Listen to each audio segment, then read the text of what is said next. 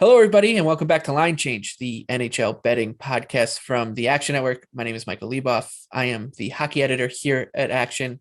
And joining me, as always, is my friend and professional bettor. You know him on gambling Twitter as So Money Sports and So Money. We have two game twos to talk about. The Avalanche and Rangers, each one at home to go up 1-0 in their respective series. The games, I think everyone thought that game one between Tampa and New York would go a little differently, but game one between Oilers and Avalanche went kind of according to plan, although, nobody's expecting an 8-6 game. It was back and forth. And let's start there for game two. This will be on Thursday night, 8 p.m. Eastern time in Denver at Ball Arena. The Oilers plus 155, Avalanche minus 180. And here's where it gets really interesting. The over-under, 7.5. A 7.5 for the first time in an NHL playoff game since at least before the first lockout in 2004, and probably years and years before that, since that was in the heart of the dead puck era. So let's start with the total because it's so interesting. Is this just an automatic? I mean, it's tough to do it, but is this just an automatic spot with where you say the first game just completely blew this total up, and the only way you're going to find value here is by going under? Yes, I mean, with a total like this, you there's no model out there that's gonna tell you to bet 8 goals in an NHL game, right? It just doesn't exist. So my numbers are never gonna show for me to go over 7.5. That being said, this comes back to that subjectivity layer that we talk about quite a bit. I did play the under in game one, and I got it handed to me, right? So, but you look at game two, I know that my numbers are going to tell me that the play is on the under 7.5. Even if it's Francouz starting, which we'll talk about in a bit, I'm sure. But from what I can see that the under 7.5 is not the right play, even though my numbers are going to tell me it is. So I think that's where a lot of times, once you add that subjectivity layer to your analysis, you can kind of see the blind spots in your numbers sometimes. So for me on the total, it's going to be a pass because, of course, my eyes are telling me that these teams are going to score, but my numbers are telling me that there's value on the under. So for that reason, I'll stay away from the total. I can certainly understand someone who wants to play the under. And of course, I can understand someone who also wants to play the over at a 7.5 in a playoff game. Yeah, it's the classic Barney at the bar bet, right? Like, you look like a fool just talking to someone who's the classic kind of stereotypical bettor that we all think lives out there, that you just would say they scored 14 goals. Look at these two teams: Connor McDavid, Nathan MacKinnon, pedestrian goaltending. You'd be crazy to bet the under, right? I think if you are hell bent on the pain, right? If you really, really hate yourself, and trust me, this is coming from someone who really, really hates himself when it comes to the NHL.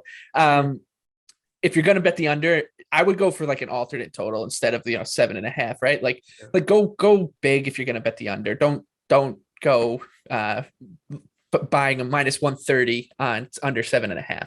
No. Would be my strategy. That said, I think you should just not do it. It's just not going to be fun for you to do. And I think we're going to hear like a lot of tomorrow morning when these games in Canada and on podcasts here in the United States start talking about these games.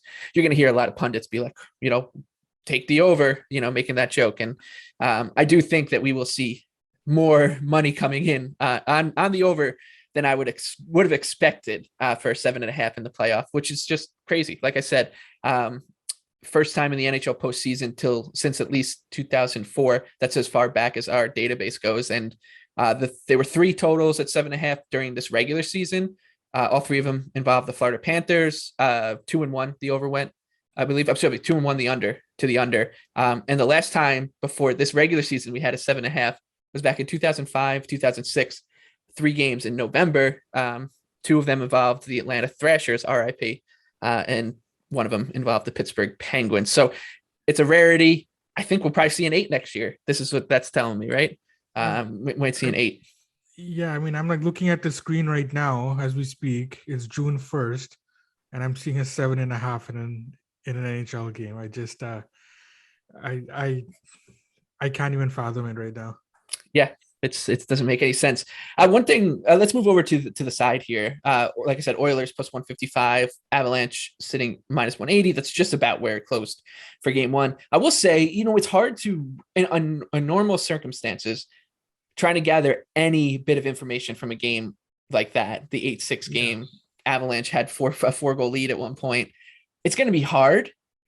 That said, this kind of instance, it does work a little bit. Like, I think I learned more about the Oilers than I did about the Avalanche, but I would say that the Oilers kind of came out of game one looking all right. Like, they're one of a few teams in this league that can play this wide open, back and forth seesaw game that the Avalanche feel they're most comfortable in, right? Because they have McDavid, they have Draisaitl. So those two guys, I mean, if they could draw up any NHL game on the, any type of NHL game, it would have been that exact one, perhaps against a different opponent. But both of these teams can go north-south so well that, it almost behooves the Avalanche to maybe not do it. And turn this game into more of a half-court style contest as much as they can. Obviously, it's not in their DNA, but that's where it came out. I think I bet the Oilers in game one. I think I'm probably going to go right back to them because I do think they kind of acquitted themselves pretty well in that style. So let's rewind back to the last round, Edmonton Calgary. I didn't bet game one Edmonton there, and then we did bet them, of course, the other 4 games, but I wanted to see how that game was going. So what I took away from that game, I think the final score was 9-6, right? Or something like that. So what I took away from that game was that, yeah, the Oilers lost 9-6, but they got off to a bad start. It was a leaky start. But what really stuck out to me in that game was their ability to come back in that game. They came back. They showed that they are able to put up goals. So that was my first question going into that series, is that can this team score against a Calgary team that for the most part plays tight defensively? Now, of course, there's breaks that went the Oilers' way that we talked about last week, but that was the biggest thing that I took away from that game. So that showed me that the prices are probably not going to adjust as quickly enough for that series, which is why we started showing value on the Oilers. Now you go to game one of this game. Going into this series, I thought that it was in the best interest of both teams to tighten it up. Of course, that's the reason why I played the under. I can laugh about it now, but I wasn't laughing during game one. But neither team wants to play like that, right? Okay, that in my opinion benefits Colorado, just because of the Oilers defense, right? They don't have a particularly mobile defense. But what the equalizer here would be is the goaltending situation. So I'm 99% certain that Mike Smith is starting this game. Everything I hear about Koskinen, like I'm not putting too much stock into that at all. So assuming Mike Smith starts, he has shown, like, whatever you say about him, his bad starts, everything he does, he has shown that he has the ability to bounce back, right? And he's shown that in these playoffs. But Colorado is going to be downgrading here. I'm assuming that Pavel Francouz is going to start. So that's in my eyes, that's a big downgrade from Kemper, who we've discussed can get streaky, but he has given Colorado solid goaltending. So if if Edmonton showed me game one that they're able to score, even though I don't agree with them trying to go end to end, and then you look at that game, the score was 2-2. There was a controversial offside, which should have been a goal, but that's neither here nor there. And then they quickly give up a power play goal. So all of a sudden we go from a 2-2 wide open game to 4-2, and at that point it just kind of avalanched against the Oilers.